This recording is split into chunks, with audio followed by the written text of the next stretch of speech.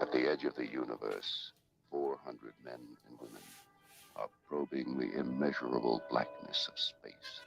Their leaders are an Earthman with no fear and a stranger with no heart. Travel beyond our time and solar system, into new galaxies, into worlds beyond your dreams. Star Trek, every week, in color.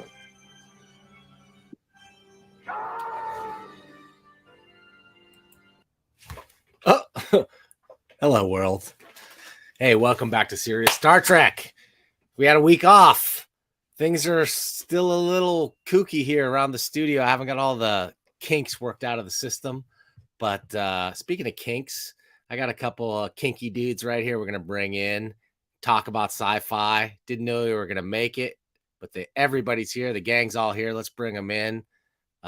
Your pal and mine, Captain Fun. Hey, Dantron, how are you? What's happening, Speaking of the kinks. And the doctor himself, Dr. Johnny Price, PhD. Welcome, Doc. Sorry, I'm just drinking hot chocolate. That was the best Han Solo move of all time. Dantron and I were in the green room going, I don't know. Dr. John's off doing, bringing the word of God to the kids, I guess. I haven't heard from him. And then right when the 6 o'clock the intro on the to the show is over, you pop up, and I'm like, let's blow this thing, kid. That's pretty funny. Nice job. Do what I can. Yeah, glad you made it, man. What's new and exciting, fellas, in the world of sci-fi, Star Trek, etc.? Well, let me tell you, I'm excited for Star Trek Picard because finally it's going to be over. finally, our long national nightmare shall cease. It's on my calendar. February 16th is the premiere of Star Trek Picard. And today, Terry Matalas put out an interview. I shouldn't say he put out an interview. The Star Trek propagandist put out an interview featuring Terry Matalas. And the headline was Star Trek Picard Season 3 passes the torch to a next generation. Oh, dear God. God. Oh, just shoot us all. Just shoot us all. I'm sure it was just PR fluff, but didn't both of them, him and Stewart, both say, like, oh, if they want to do a season 4, I guess? Yeah, they said that, but Patrick Stewart is also on a 3-year contract, so they're not going to be able to afford. Just them saying that gave me the heebie-jeebies. Yeah, I was like, please no. What are the odds? What are the odds that you guys might actually enjoy this? I'm hoping. I all jokes aside, I got my fingers crossed that it's good. Friend of the show, Robert Ryan Burnett, has been praising it for months and months and months. The guys at the Popcast, who I don't know, are they friends of the show? They're certainly other YouTubers, but they have been praising it for a few weeks now. That makes them direct enemies of the show, John. Yeah, certainly enemies of the show, the podcast. That's true. That's a fair point. So I don't know. I hope it's good. I have zero faith. Like they've lost all benefit of the doubt from me. So, but yeah. My thing about that is that we love Star Trek. Yeah. Like that's why we have these passionate opinions about it. So it's like when you say like, oh, what are the chances you're gonna, like it? The chances, our hopes are 100%. Like who knows what the chances are? But we're hoping it's good and like fearing it's not gonna be. So that's like a weird place to be in the year of the world. It is a weird place to be because on one hand, the new Trek people, the NU Trek people, they're right. There is a ton of new Star Trek being made, and it's just like you should be in like this panacea of like just everything you ever dreamed, and we're all just mad and miserable instead. And it's not fun. It's not a fun thing to do. Like I have fun writing articles that tell Alex Kurtzman to go screw himself. I don't have fun watching these shows. So it's like. I'd rather have fun watching the shows because I wish I was in Starfleet. I mean, is there a hate watching phenomenon? In Discovery, there definitely was. In Picard, it's more just like misery watching. Yeah. Now, for me, it is Charlie Brown in a Star Trek uniform. like going to kick that ball every fucking time. I Every think time. this is the episode where they're gonna pull it out. This You know, is the one. I heard some cool things about this, or something leaked, and like this is fucking it. And yeah, that was cool, but then it's just nonsense. And there have been moments of good. I mean, the first episode of Star Trek Picard, the first season, I didn't hate it. I wrote a thing that was like, "Is Star Trek good again?" And they duped me, you know. But Star Trek Discovery has had a couple good moments. I won't say episodes, but a couple good moments within episodes. So it's like they're possible of accidentally getting it right. Anyway, I just wanted to be fun again. Whatever happened to like going on a space adventure and just punching that aliens and there's banging a broads? meme I love so much. It's a picture of most everybody from I Mud, where they're like dancing, and it says, do cool things with weird people, right? And I'm like, man, that whoever did that, like, was obviously high or something, but they nailed Star Trek exactly, right? And like that's the cool thing I like about Star Trek is that I want everybody around me to be like also in the Federation. Right. You Yeah. know what I That's mean? why we like Lower Decks, right? Because Right, they exactly. have it's a fun show. Yeah. They're characters that are having fun in Star Trek. That's exactly what we want. Anyway. Yeah, we're in this era. I don't know. Either you guys watch that new show Velma that everybody hates, like universally. No, we voted as a house. We voted to not watch it because we just don't want to deal with that. We're just like, we're good. Pass. And it's one of those ones that like it's so universally reviled by everyone, and yet it's been picked up for a second season. And the cool thing about having a teenage kid is I didn't have to address that at all. And I was just like, hey, Walker, what's up with Velma? And he's like, Mindy Kaling. And I was like, okay, cool. And that's all he said to me. And I was like, all right, that's all I need to know. Yeah, she's an interesting character. I saw the trailer. It looks okay, but like there's a lot of inexplicable stuff. Like why is Shaggy like, a member of like the refugee all-stars rub-a-dubbing in the club? It's like, really? I mean, I get you might want to update him a little, but is the cool stoner hippie that now in the cyberpunk future we live in? I mean, I don't know. But it's weird because who's a show like that for? It's not like a kid has anything to do with Scooby-Doo. This is not a kid's show, obviously. So it's purely nostalgia bait for old people like me. And I liked Scooby-Doo. Maybe I would have watched it, but like then they take that stuff and they just sort of like scatter it to the winds and really like go out of their way to make it not fun for somebody who really liked the old show. It's 100% bean counters, right? Like if you had taken that show and just done it and called it something else, everyone would love it. It's like, I think about Buckaroo Banzai, right? They're like, let's just do Doc Savage, but fucking do it for now.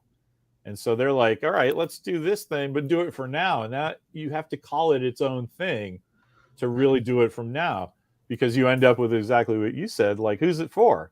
The people who get this joke are never going to watch this. If they do, they're going to hate it. And then the people who it's for that might really enjoy it don't get anything that's going on. So how did I never make the Doc Savage Buckaroo Banzai connection until right this second? Like, yeah. I never really made that connection. That's perfect. Dude, I don't enjoy consuming film or TV anymore because I'm like the Terminator. It's like this reference here. It's absolutely was Doc Savage, right? Speaking of which, how come we don't have a Doc Savage? How come there is no contemporary, nothing since the 70s for Doc Savage? Does anybody? Because the people in Hollywood don't know it exists. Yeah. They haven't got there yet. I bet the guys who do are like, because he's a 30s adventure character, you got the whole period piece problem. Yeah. And that's cool for Raiders maybe, but like, oh geez, like you can go the other direction, like Lone Ranger and John Carter, and like, oh shit, I'm not going to touch that one. I feel like it's a rights issue maybe or something too, that somebody's just holding real hard onto that Doc Savage rights. I always Doc Savage, that's what I call my dick. Yikes. I don't think anybody would recognize Doc. I don't think the common awareness Doc, that name or any of it, like there is almost zero awareness. Wait, wasn't The Rock supposed to be in a Doc Savage movie that got canceled like 10 years ago? I think there's like a memory engram that remembers this. I think I have Rock was gonna the do a same Doc Savage. Sinbad movie thing too. Hold on, I'm gonna Google this. I wanted him in The Rocketeer. Doc Savage, like in the comics, there's a lot of Doc Savage nods, and they left all that stuff out because nobody would have got him. Nobody got it in the comics either. So you're Yeah, right. it was. It Somebody's was. It sitting on was.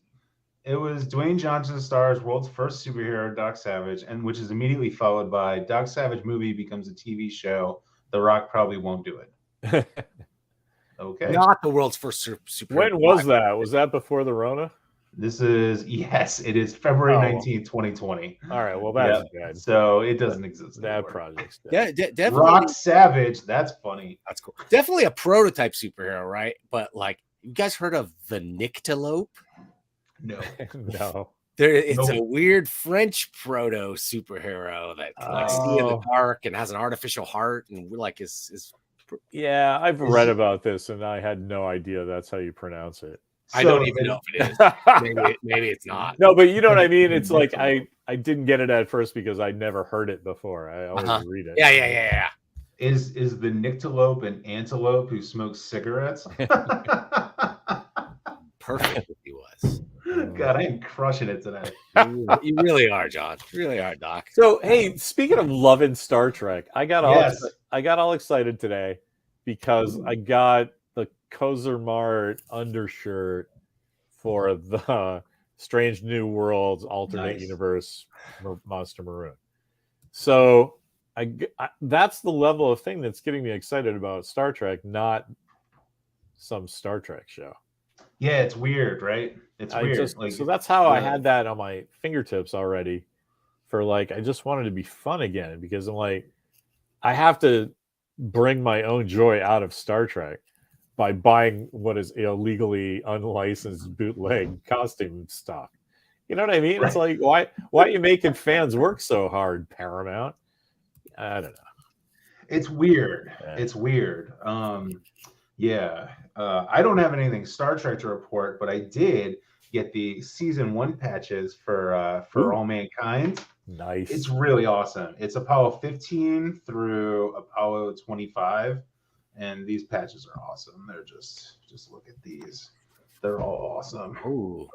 They're so awesome. What's the one? Is it 15 where Molly Cobb joined the crew that didn't happen in real life? Yeah. So, did you get a real patch and one of their patches? No, just this one. I don't have. Oh yeah, that's the one. What is that? 13? It's 15. It's Baldwin, Cobb, and Sedgwick. Yeah. Apollo 15 is a totally different group, and the patch is super similar, right? Yeah, it's similar. Yeah. It's not the same. It's similar. They changed 17 is basically the same, except they have Stevens on there instead of what's his face. I don't remember. And then we get into all the fictional ones. God damn it, dude. If only Apollo had kept going. What a better world. I really like Apollo 16, which is the one that explodes. Apollo 16, Young Davis Duke. Although Charles Duke is one of my favorite astronauts, so I don't like seeing him go.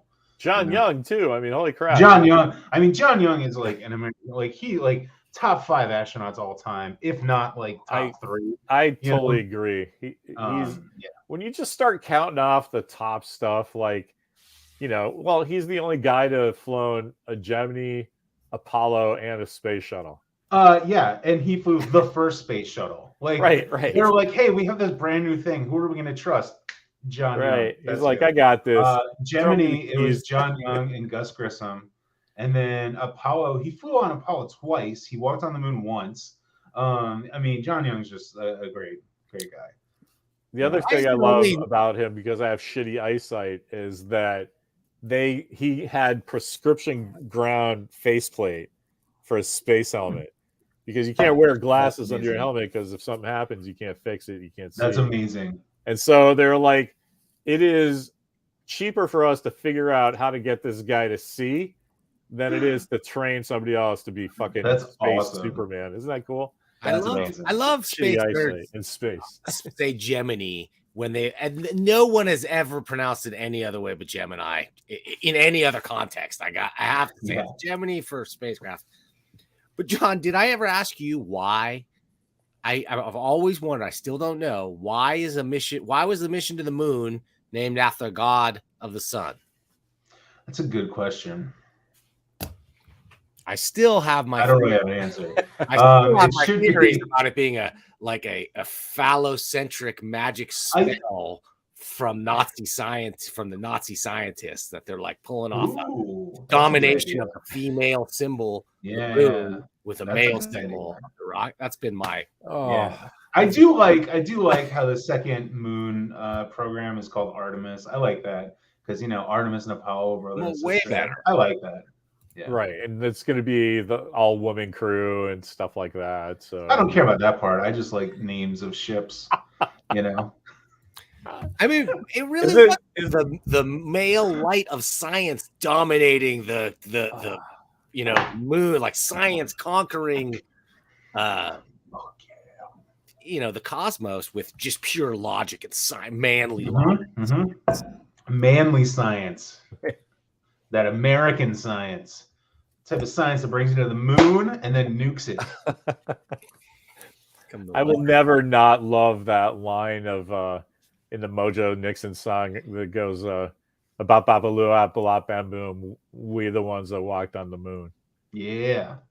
Like America. I gotta tell you though. That's great. I gotta tell you though, I'm really saving my pennies. I'm gonna get to the moon one day, fellas. I'm saving my pennies. Really? I'm not telling anybody, but a third of every paycheck is going straight into the moon bank, and it's a private account under my name only. Only my only other account on there. My only other name on the account is my cat. You should. So good luck with that one. I'm only half kidding. You should do a GoFundMe. Oh my god! Dude. Send Johnny Price to the moon. Send John to the moon. The moon needs an anthropologist. Let's do it. Here's the thing: a moon vacation, I'm gonna say, is probably a pretty shitty vacation. Like, it's terrible. It'd be neat. It's neat that you're on the moon, but like the actual stuff you would probably get to do, like you're not walking on the moon. You're in some, crate or something on the moon. I'm sure. Well, I'm sure we'd have advanced dune buggy situations. I just want to hit a golf ball like my man Al Shepard. That's all I want to do. I really just want to hit a think golf ball. All right. I really think once they figure out, like, there's a giant problem with the fine moon dust and ripping up like respirators because there's no erosion like happens on Earth, so these little spiky things just ruin shit. But once they figure that out, it's not going to be 5 years before it's basically like going to New Zealand or like Everest or some like extreme adventure vacation, some other right? place. So you're gonna be like, here's the radiation field, and right here's, like you said, here's the dune buggy extreme, and it'll take less than 5 years because that's how it's gonna be great. I can't wait. I know. I'm mad I don't live up there taking tickets already.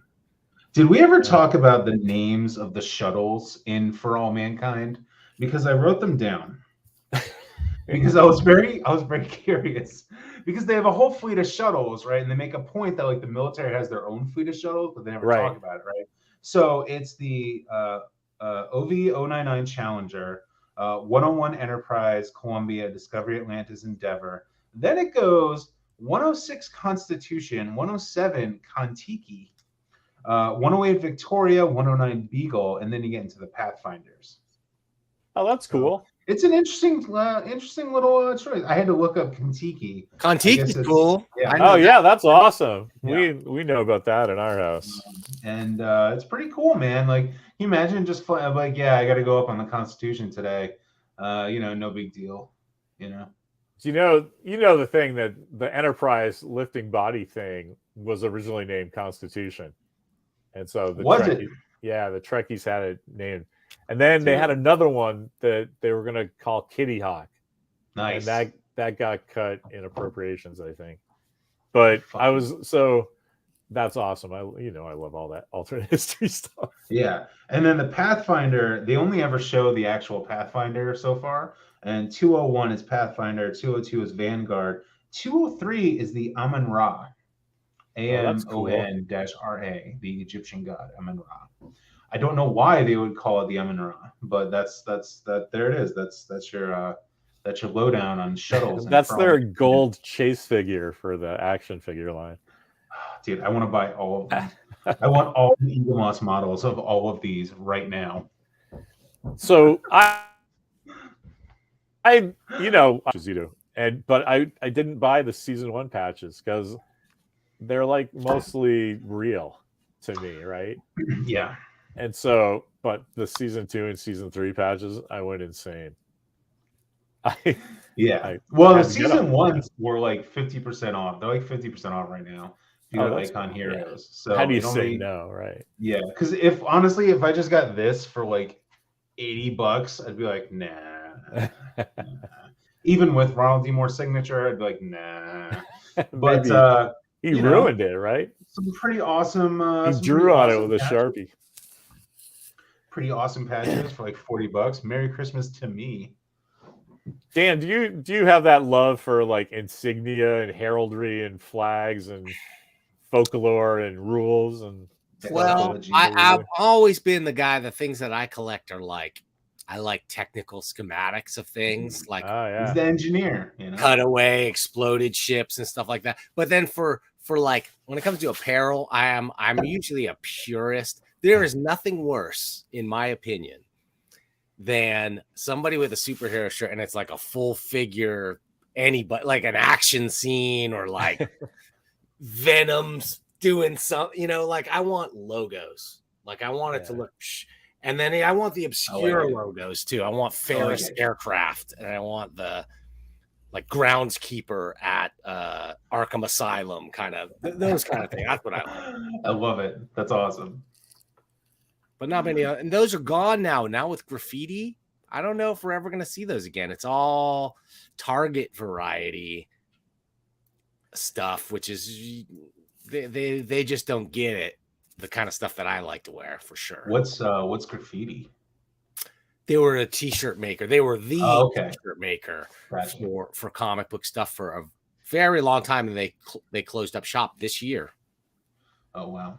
Yeah, just before the holidays. It was a bummer. Yeah. But I totally remember getting like a Badger logo, right? Like who knew what that was in Massachusetts, right? Maybe in Madison, Wisconsin, somebody would be like, oh, they might not know the comic, but like the Badgers, right? They'd know that. It wouldn't look out of place. Yeah. But man, if I was walking down Newbury Street in Boston, somebody'd go, "Hey, Larry," and I'd be like, "My name is Larry," but oh wait, you're doing Larry from the Badger. Oh, right, wow, you got my shirt by that time. He's walked by, But that doesn't really happen anymore because now, like, the guy who changes your oil like has opinions on fucking Shazam villains. Kids today have a lot of opinions on comic books. I'll tell you that.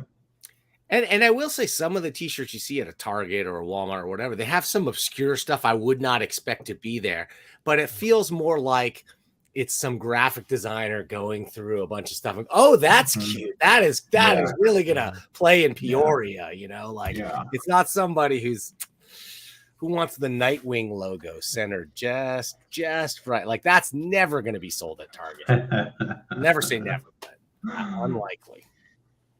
My new Dave Porter wants you to have a one-way trip to the moon. That was pretty funny. I don't want to let that go. Well, I just say the Kickstarter you might get more if it's a one-way trip. That's right. Like true. Let's get John. True. That's true. Extra saltines. Larry, any update on The Expanse? Oh no, I haven't. We've been watching Inventing Anna. Have you seen that? Yeah. About it's surprisingly good for folks like us because it's a kind of a heist tale turned inside out that's based on a real crime. Oh. Where this chick posed as a German heiress and like got these Oh, Fortune I heard about 500 that. companies, Yeah. to like fund her stuff, and she basically talked herself up to like a $400 million real estate buy, and everybody went, "All right, cool. Well, this is the level where you need to have to prove everything that you've been saying." 400 million And is the level. and it fell down. But man, it was really striking. The actors are great. They did a really cool like 3 chronology track where it's like when it's starting, when she's in jail, and the middle part where everybody's on a boat doing drugs. And so it was really fun. Everybody in our 3 of the 4 quadrants our family represents enjoyed that film. I think we watched like the first episode or something, but that does sound familiar. I do know what that is. Yeah. I couldn't stand the lead actress. Yeah. She was not attractive to look at, and the dumb accent she was doing was horrible.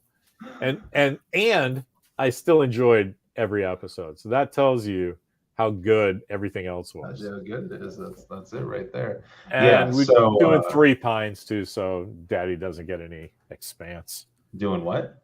3 Pines, the thing that with Albert Satipo and Raiders of the Lost Ark, Doc Ock, Alfred Molina. He's how weird is that it's the same guy?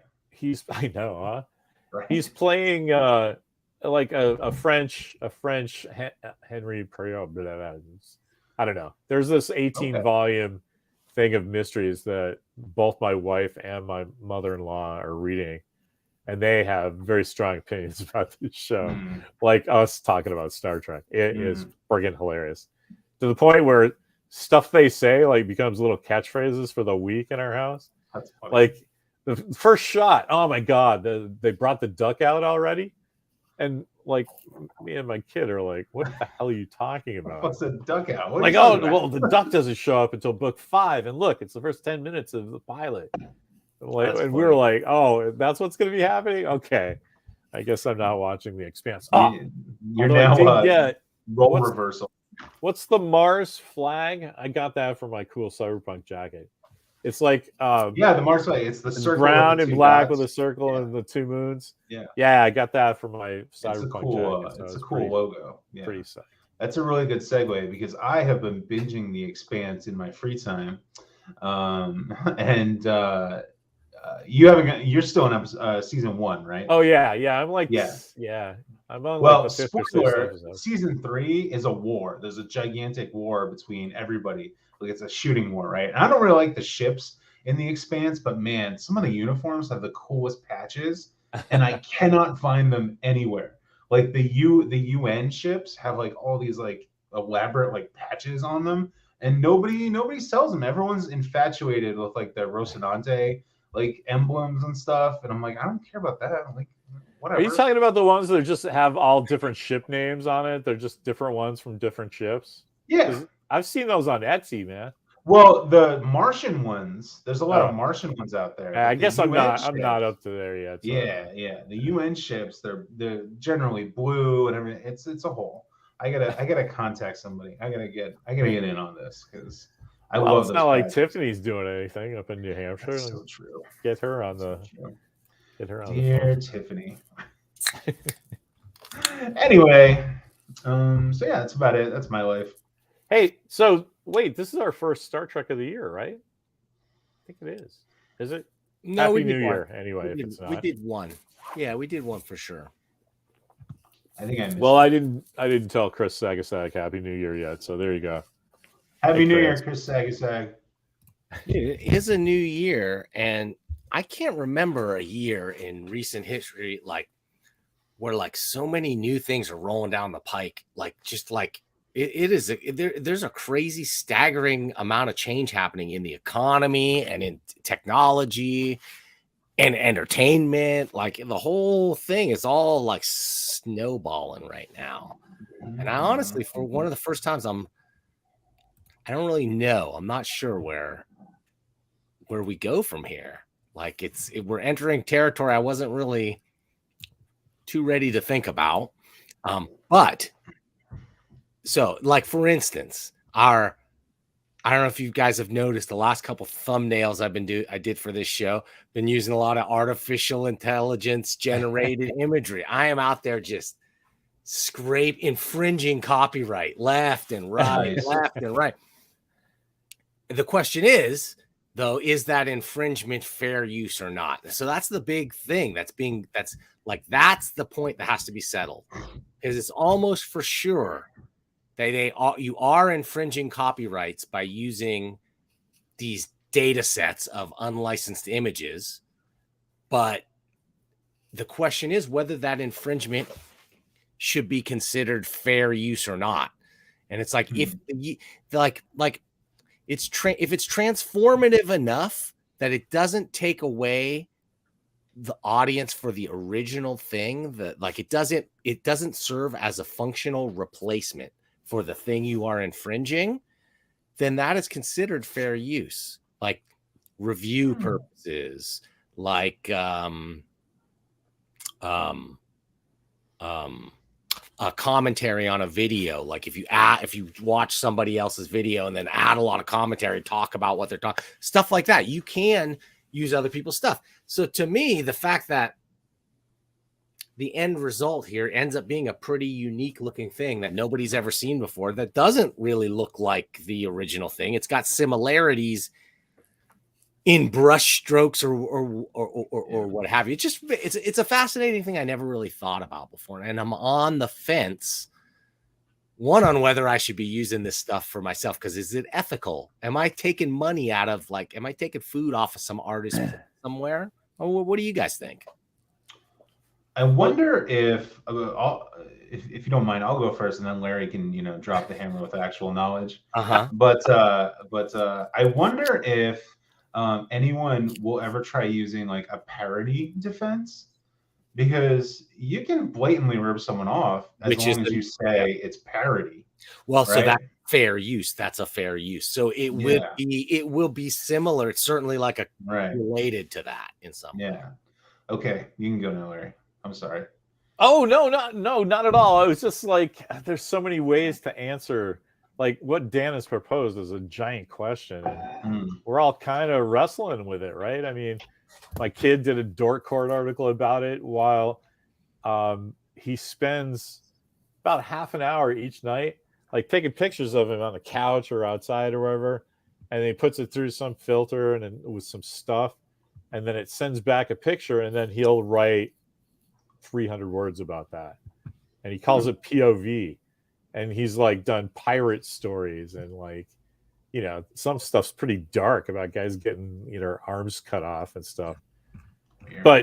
But like, if I had that sort of like creativity tickling tool when I was 15, like, oh my God, right? So we just have to hope that everybody uses the powers for good and it doesn't turn into another Skynet situation, because that's happened a few times in this timeline.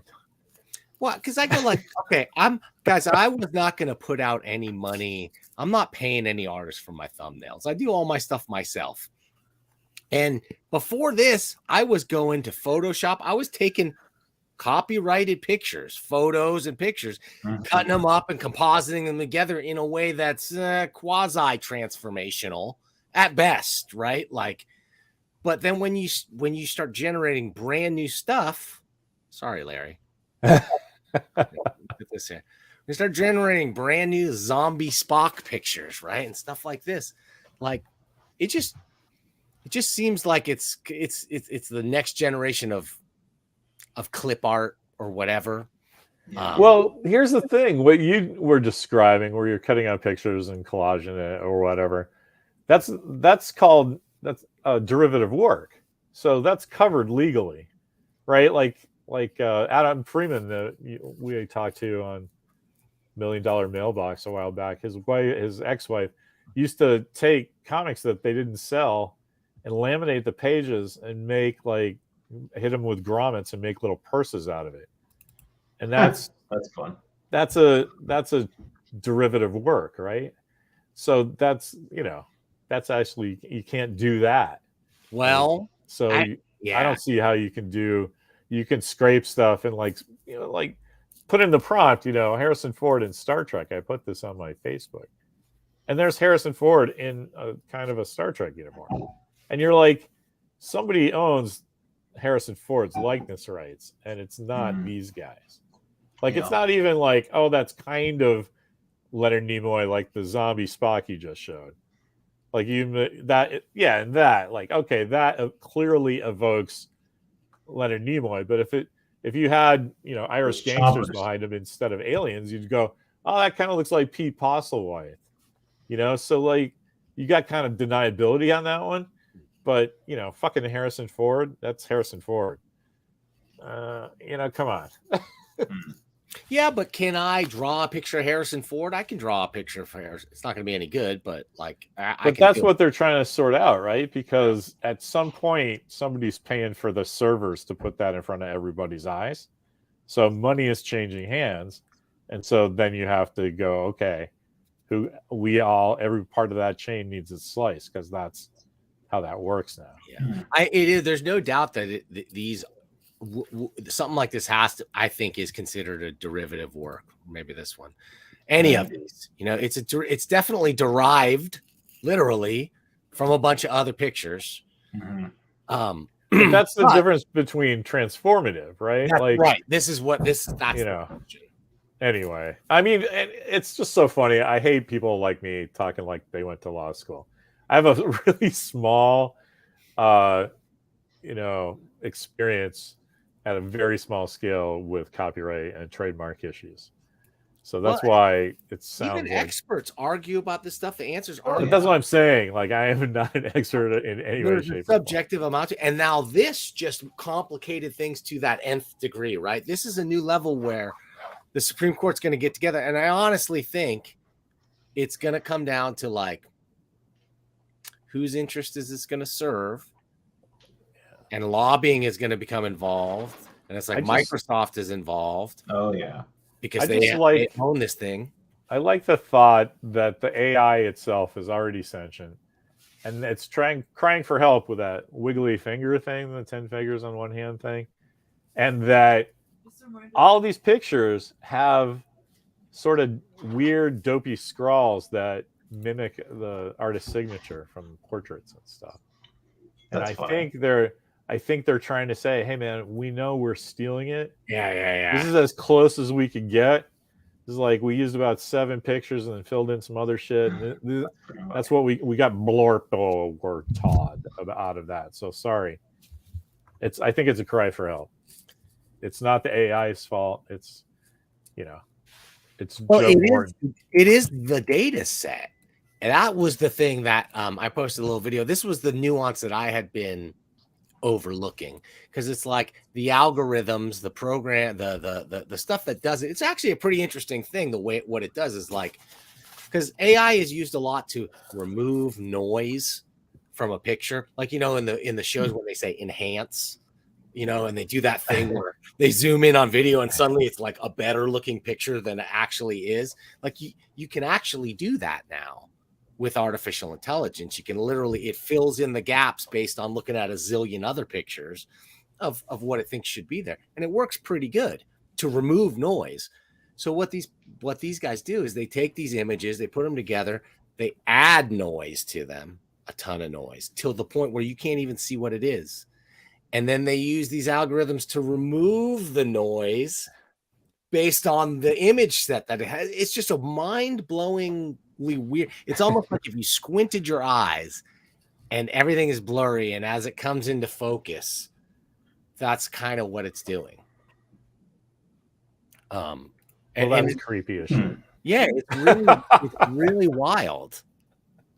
Wait a minute, I have this too. What if we just got rid of copyright in the first place? So I'd be sad.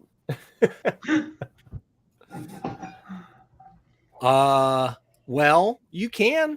A lot of people have. A lot of people do voluntarily put their stuff under not a copyright, but what's called a copyleft, like a Creative Commons license. I rely on Creative Commons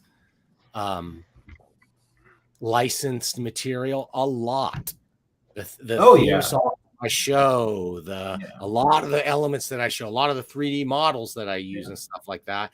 I seek out stuff that's licensed under a copyleft rather than a copyright. And for a lot of people, like there is a business model around that. Like they're selling themselves more than they are selling the individual things and sort of spreading their reputation that way. I would just like to say I was told that there would be no test today, and I did not read this. I didn't read the assignment, so I sound like apologize. my students at Starfleet High School, where every day, what are we doing today? What do you think we're doing? We're doing history. Do we have a test today? No, we have a test next time because I've been telling you for 3 weeks we have a test. Like what I found pretty interesting about this stuff is that they took the images and they, like the fact that you put in like show me a cat and it doesn't know the picture is a cat in any way. It scraped the images from the web. This data set scraped it from the web and checked the alt text that people manually put in to describe an image in case it can't be loaded. The alt text shows up. And so there might be a case that the alt text that they've written is just as valuable or more valuable or maybe copyrightable in some other way than just the picture. Can we get that French cat on Star Trek? I love this guy. That's clearly who it's a Picard relative, right? Yes. That was so stupid. Like, remember when they had him? They have that like bulldog in the first season. It's like, dude, Picard doesn't have a bulldog. Picard has like a little poofy like a dog at best. More likely, he's got a French cat. Everyone knows this. I would put Picard as a poodle guy. There was a whole, the thing that was so distressing to me about that is like, go ahead and put a dog on there. If it had on your, promotional poster, if it has anything to do with the show. Yeah, it didn't. And then everybody's like, oh my God, what's this dog have to do with it? And they had to go, oh no, this was just a thing for Patrick Stewart because he likes bulldogs. Yeah. Well, like now I know that. And then they show the dog and I immediately hate it. Because it's like, this is just why I get everything. I get you got to make your main star happy, but like, that's like, come on, man, that doesn't serve the story. Picard has a ferret. It's a marmot. Anyway, sorry. I agree. Picard. The next generation, the Terry Matalas, the whole thing. I just want to like go up to a cabin in the woods somewhere, have some gently falling snow, just kind of like hang out and read some like Heinlein or something, and then have just the whole world figured out. Reread Starship Troopers. It's great. It's a great one. I was thinking about Friday or The Cat Who Walks Through Walls. I've been talking to Walker about which one he should read next. So that's what that's about. Sorry. Well, guys, I've got the reason that I chose the name or the pun for Kangs of Comedy is because last week Larry wanted to bring up Ant-Man and the multiverse or the new Ant-Man trailer, and we never got a chance. I bulldozed through it last time. So I thought maybe that's something that we could talk about a little bit today. It looks good to me. I'm excited. I really like Kang. Looks good as a villain. I hope Chris is still listening to us because I want to look into the camera and go, Chris, I love you. He said the most genius thing that when it doesn't happen, I'm going to be mad. And when it does happen, I'm going to be like when Amon figured out about Vok being a Klingon. Like, I don't know. Do you remember that? Anyway, about Chris has figured something out that the only guy that can stop this ultra powerful, super time traveling, heroic, anti-heroic Kang guy is fucking Doctor Doom. And I'm like, that just fits so great thematically. It takes all the pressure off of everybody else. Like, oh my God, the bad guy actually. There was some guy that was so bad that the bad guy had to stop him. I think that's so just Kevin Feige perfect that Sagasag got like some glimpse of 5 years into the future. So I'll credit to him when that happens. That's amazing. I'm as excited for Doctor Doom as I am for anything else in the Fantastic Four, including Silver Surfer, Galactus, and all that good stuff, because it's just been they just never were able to get it right. They could get somewhat close, but never quite got there. That chickless thing set of movies, it was just Oh yeah, I remember that movie. Almost there, like almost got it, but really missed the mark. They need what they have going on now, but they need to really. I'm not going to be happy unless it's a period piece.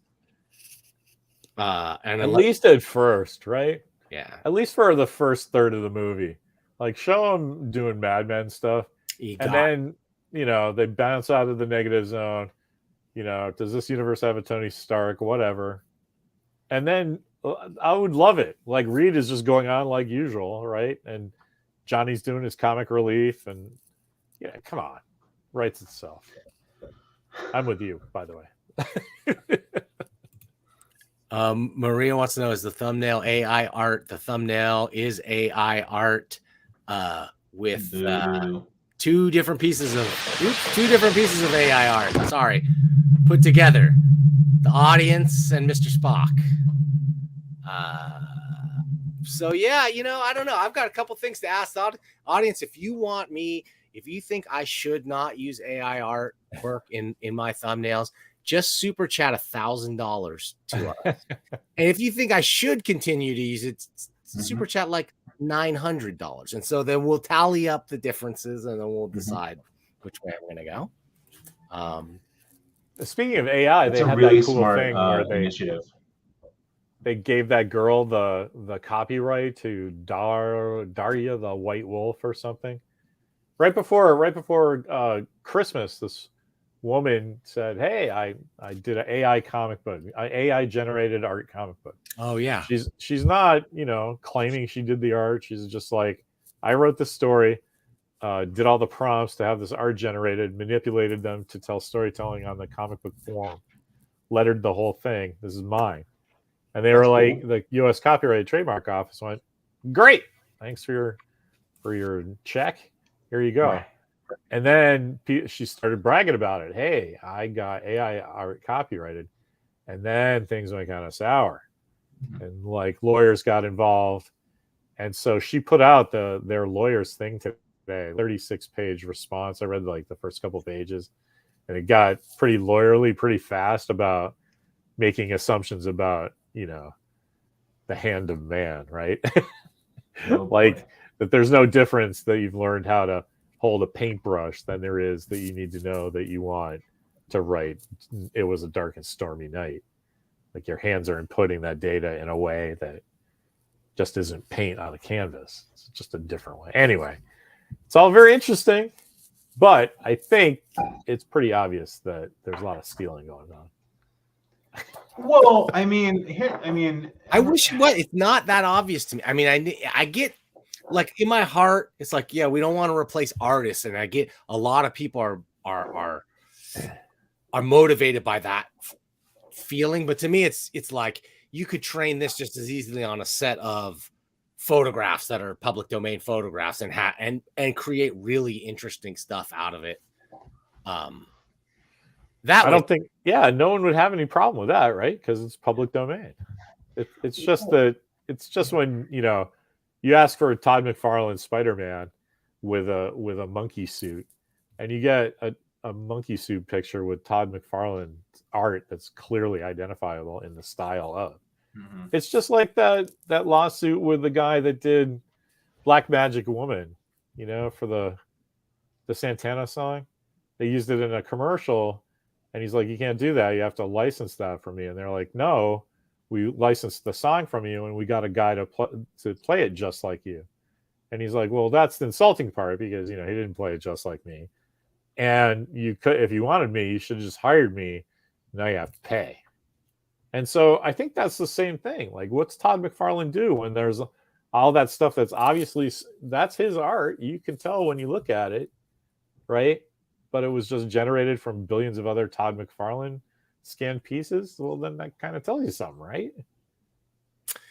Yeah, well, isn't he owned a little something? But if I, as an artist, for the effort, this is just devil's advocate, but like, so if I, as an artist, and I looked at a lot of Todd McFarlane pieces, and I did a Todd pastiche, can he sue me for that pastiche? I don't think he can. That's what I was gonna say. I'm like, you can train yourself to draw like in someone's style, and that's not copyright infringement. That's you literally, that you're not stealing anyone's work, you're just drawing it in their style, right? Would that be a similar? Copied their picture, it would be. If you copied trademark, like if you drew Spawn, they could even say like this Spawn is, and it's like is trademarked, I guess. Right. But like to generate something else in the style, like in the pencil rendering style of this guy, that's questionable to me whether that's legally. Does Todd, should he be able to get something out of that? The other question I have is, if we want to reduce art to content here for a second, an AI generating machine is going to need more content. So we're not replacing artists, we're replacing the way we use artists, right? So it's like you still need source material in order to generate new images for the masses, right? Is that maybe? But until what if you then though start training a data set on these images that have been created? Are they that sophisticated? I don't know. They are, but it doesn't matter. They're that unsophisticated that it wouldn't. That it doesn't matter. Fair. You know what I mean? You just throw whatever images at it, and it's going to do its thing. My big problem is 100%.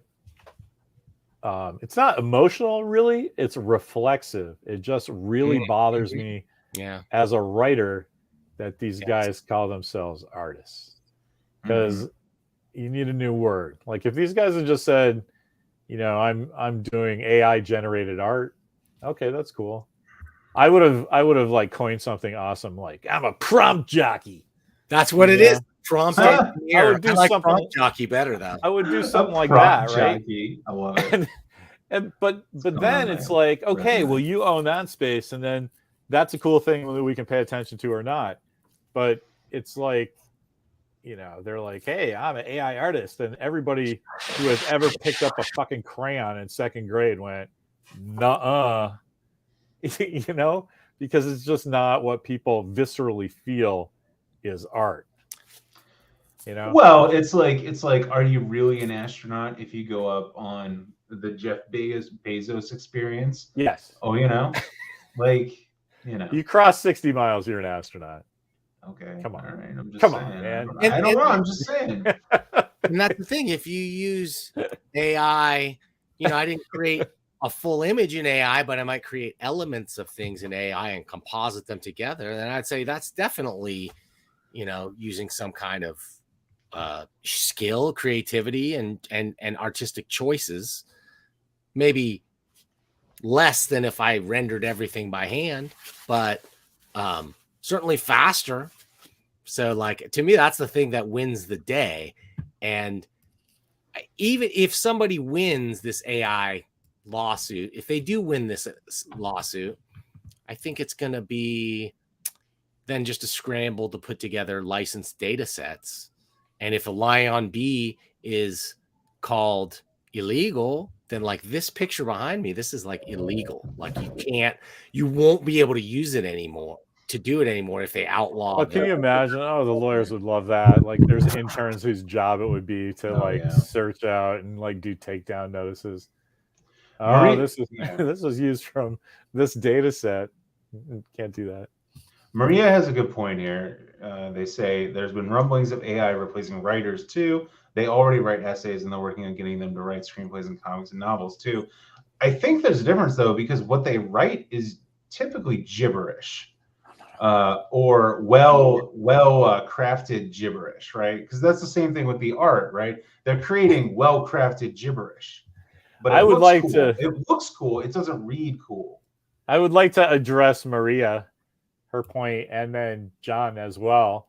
by pointing everyone, as a proud father, to my kids' article on dorkcourt.com that says AI generated writer. And he did that. There's an app called MovieBot where you put in a prose plot with a couple of characters. He went through the whole thing for $15. He got a thing generated. Like 12 hours later, I guess he went to sleep and he woke up the next morning. It was there, and he wrote all about it. And you should read it because it's very interesting that a 15-year-old kid was in the middle of this, made an AI picture of himself, and then said, "Oh, let's do the screenplay with this pre-existing thing that in his head," and all this crap came out, and it was kind of okay. But it's a great point, right? It's like, oh, I'm a sculptor. I feel like doing a small maquette today, and then somebody hands you some clay. That's just what it is. It's right. It's here's some stuff that's going to make you think about what you really want to do, but it's kind of starting you off in the right direction. As a writer, I don't have a problem with that at all because everybody does that for themselves. They figure it out their own way. Oh yeah, absolutely. Like Hunter S. Thompson had this great thing that he would just pull out a Gideon Bible and just stab at some place, and whatever was there, he'd just get so angry about it, he would start writing about that, and then he would just kind of go into what he was supposed to be writing. Isn't that great? Yeah, so, that's great. Everybody solves that.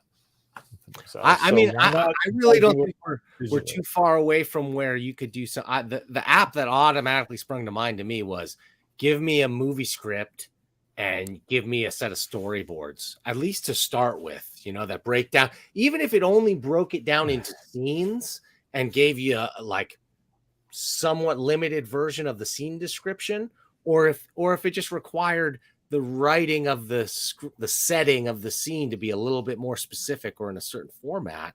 I think that you could cut down the work in a lot of the stages of pre-production for things. I think now you're getting outrageous because they tell you in screenplays, don't do that because it's somebody's job, right? So you're advocating for. But I mean, this is what we're talking about. The whole thing is about killing jobs. That's all we really care about. I got news, guys. Well, that's what I kind of do for a living. I am almost like a guy. I just go around killing those jobs. That's what every programmer does. Anybody who's writing any software that increases productivity, there's one reason to do that. Well, the reason is to make more money, but you make more money by spending less of it on human beings, right? That's like a big way to make more money. So it's anything that could streamline that production, and maybe it won't for Quentin Tarantino's movies or Martin Scorsese's movies, but the next Veggie Tales that comes out, or the next whatever direct to video garbage thing that comes out, I don't see why it wouldn't use those kind of techniques to speed things up a little bit. My friend Bennett and I were sitting around in the comic store one day, and we were thinking about all the cop movie cliches, right? We're like, hey, let's write a screenplay thumbnail, right? An outline that's just cliches. And we started going, oh, you got 24 hours to solve it. I need your badge and gun on my desk in the morning. And we just realized that we were telling each other the plot of Lethal Weapon. Nice. Totally. And I think that's what's going to happen with AI. That I don't think that the data set is going to expand as quickly as people are just going to start going, oh yeah, that's the AI, whatever they end up calling it. And this is not too bad already, though. I'm in. Oh, you're doing that right now? So write a pitch for a cop movie using all cop movie cliches. In a city plagued by crime, one cop stands alone. He's the tough, no-nonsense detective who plays by his own rules. He's the only one who can take down the city's most dangerous criminals, and he'll do whatever it takes to get the job done. But when a new partner is assigned to him, he's forced to confront his past and team up with someone who doesn't play by his rules. Together, they'll face off against a ruthless crime boss, corrupt cops, and a ticking clock to bring the city's criminal underworld to its knees. This is a cop movie that has it all. Action, drama, and a hard-hitting story that will keep you on the edge of your seat. Now that's not the greatest thing I've ever read, but it's far from gibberish. Well, it's certainly a lot of cliches. Oh man, that's awesome. I loved every second of that. Green light. Can you get Don on the phone? Let's get Brad Pitt. Plan B production. My fervent hope for stuff like technology like this is just that it becomes an accelerator and a bar raiser. Like, to bring something to the table, you're going to have to be better than this. Like, you're going to have to bring something that's truly unique and distinctive and attention getting and whatever. That's the only thing I can think of. You guys know, of course, the Die Hard thing. After Die Hard so successful, everything was like Die Hard in a restaurant, Die Hard in a used car place. I think that's what's going to happen with this. It's going to be like the guys still going to film school are going to be like, okay, sure, yes, it's going to have the AI generated spine, 3x story structure you guys want, but my genius is I'm putting monkeys in it, and that's the human touch you need from me. You know what I mean? Well, I mean, it does make it where it's like it might not have to be the writer. Right. It has to be the person with the high concept and who can do enough tweaks to what is a general outline to get something done fast. Don't you still kind of call CDs albums, right? I think what's going to happen is those guys are just going to be called writers. It's just what writers do is going to be different. Yeah. John's like, you guys know I got a lot of student loans, right? Well, and John, for teaching, man, I found myself really turning to this thing to explain, like because you can Google something. Like I can go explain the difference between a home equity line of credit and a home equity loan, and it'll find a web page that sort of talks about that. But it'll answer those questions, and you can ask it to expand and elaborate in the course. Is it answering correctly? I mean, well, for the most part, yes. Although when I had to do things like write code, sometimes it nailed it. Sometimes it just flat out got it completely wrong. I'm so sorry, but I have to tell you that thing they just pitched is like every Kevin Smith movie ever made. Totally. That's awesome, though. Don't you see? You don't need like idiosyncratic weirdos anymore because you can just go, hey, remember this historical idiosyncratic weirdo? Give me something in the style of that guy. And oh wait, throw in some Raquel Welch because I didn't know that she actually tested for Mary Ann in Gilligan's Island. And a Raquel Welch friggin' Tina Louise team up would have like stopped the Vietnamese War. Yeah, you could. I mean, so I love when you guys go, we'll just wait until Larry brings the canoe back, man.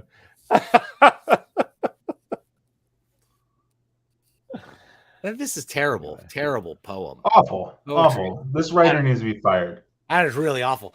Like I said, I've used it to come up with puns, and I would give it like maybe 3 out of the 10 that it'll come up with usually are any good, but a couple of them were gems.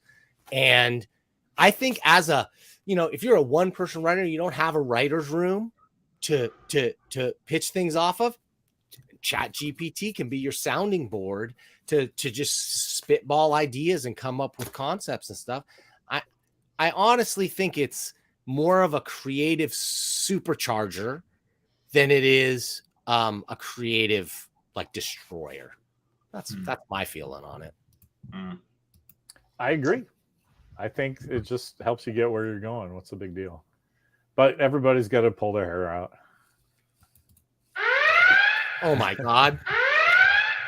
That sound means we've solved all the world's problems, guys. So it looks like. Or there's Klingons coming. Looks like we've got until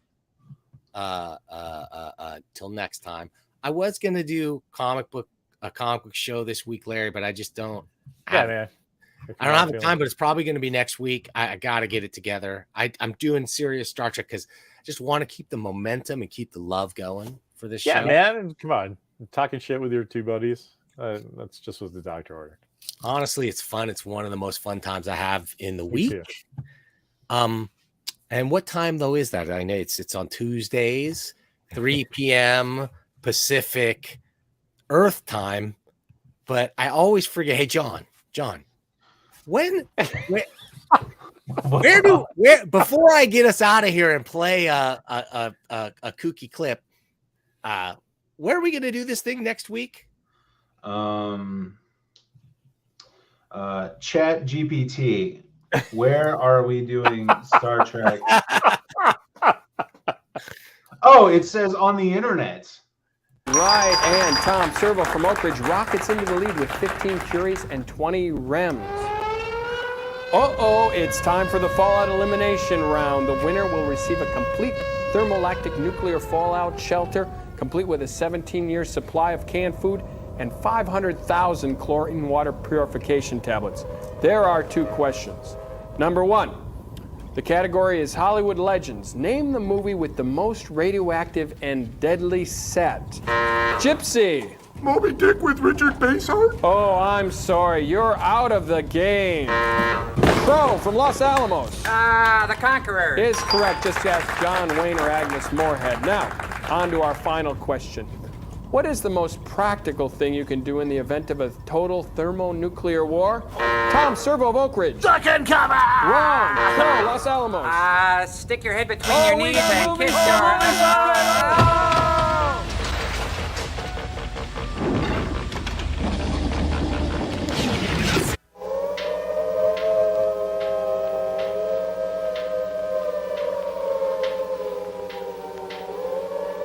Help me.